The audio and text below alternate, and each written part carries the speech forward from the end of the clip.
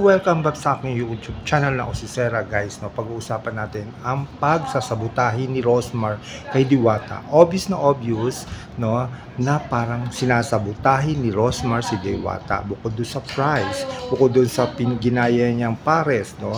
Sana naman wag naman yung ganon dahil pangit na pangit yung parang pangsasabotahe ang ginagawa ni Rosmar, di ba? Bukod dun sa hindi naman fair yung ganon, yung bang babaan mo ng presyo tapos pareho kayo ng pares, pareho kayo ng negosyo ng ganon, tapos mas in-upgrade mo yung sa'yo. So ang parang hindi mo man sinampal si Diwata, parang sinampal mo na rin ng harap-harapan. Although nagpaalam ka kay Diwata, pero pang sasampal ang ginawa mo. Kasi para kay ano pa, no? Si Diwata, ginawa niya yun dahil sa kahirapan. Ikaw naman, meron ka ng pera, meron ka ng tawag dito, meron ka ng pinagkakakitaan. Dapat nagparaya ka na lang doon sa mga wala, di ba? Parang nangyari kasi parang gusto mo lahat ng attention sa'yo. Oo, sige na, doon na ako yung kanta mo, Rosmar ang ano lang, di ba? Yung Rosmar lang ang bida ba o bida-bidahan. Guys, no, sa totoo lang, eto natatawa ko kay Rosmar. Nandito na ako, no. Hindi naman masama isang banda ang pagninegosyo, pero kung alam natin na parang nakakatapak tayo ng tao sa ating ginagawa, wag naman yung gano'n, di ba? Ang sa akin lang doon, dahil ako yung tatayo sa lugar sa sitwasyon ni Rosmar, no, dapat hindi na lang gano'n. Hindi na lang gano'n. Ano bang purpose niya doon sa pagtatayo ng ganung klaseng negosyo ng pares, di ba? Parang pang-iinsulto yung kay Diwata. Although, ginawa ni Diwata yung paraan na para makamura, pero ang ginawa niya mas nilampasan ni Rosmar. Pero sa totoo lang, no, sa mata ng maraming tao, parang ang sinampal mo na lang din si Diwata ng harap-harapan. Hindi dapat ganito. Dahil parang pagsasabotahe, biruin mo na, no? Diba? Ikaw kayo lumugar kay Diwata, halimbawa ikaw ang unang nagnegosyo, di ba? Halimbawa lang, ikaw ang unang negosyo, tapos gawin ni Diwata yung ginagawa mo ngayon. Ano mapipil mo? Yun.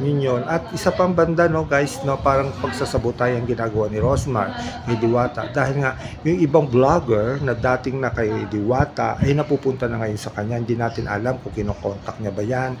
Yung ibang mga vlogger, di ba? So, yung iba, talaga nagtitake for granted na lang. At ang ibang mga vlogger dito, talagang yun na lang ang kung baga dati hahabol-habol kay Diwata, ngayon ando doon na ngayon sila sa panig ni Rosmar. Hindi natin alam kung sinasabotahe nga talaga ni Rosmar, no, lahat ng mga vlogger, no, at hindi natin alam, pero yun lang kasi ang napapansin ng marami. Pero para naman sa akin, kasi sa isang banda nakaka-offend yung ginawa ni Rosmar, di ba?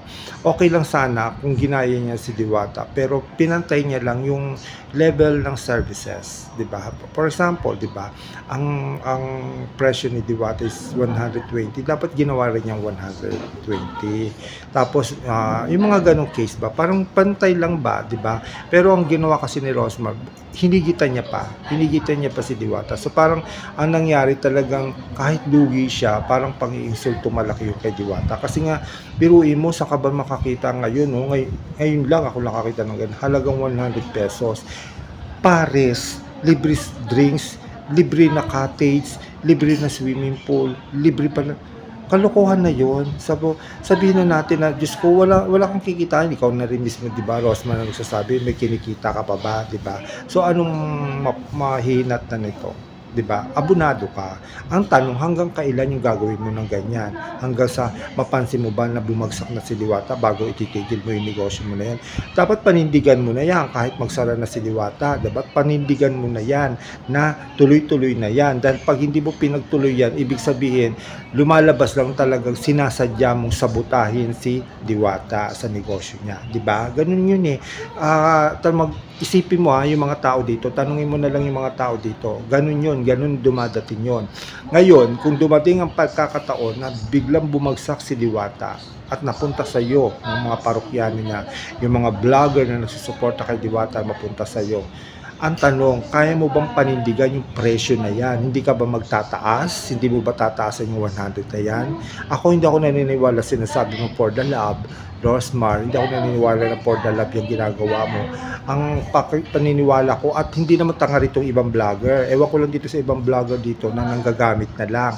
No? Dapat maging fair tayo, maging patas tayo. Wag po tayo yung gano'n na kung saan yung nakikinabang tayo doon tayo, wag po tayong gano'n kasi pangit po yun, no?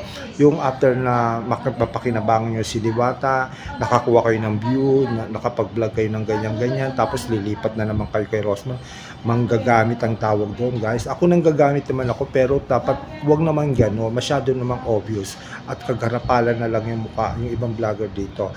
Ayan, panawagan kay Rosmar. Ang tanong ko, no, guys, ang tanong ko kay Rosmar, kahit iparating nyo to kay Rosmar, ang tanong, hanggang kailan paninindigan niya yung presyong 100 na all you can take na lang, 'di ba?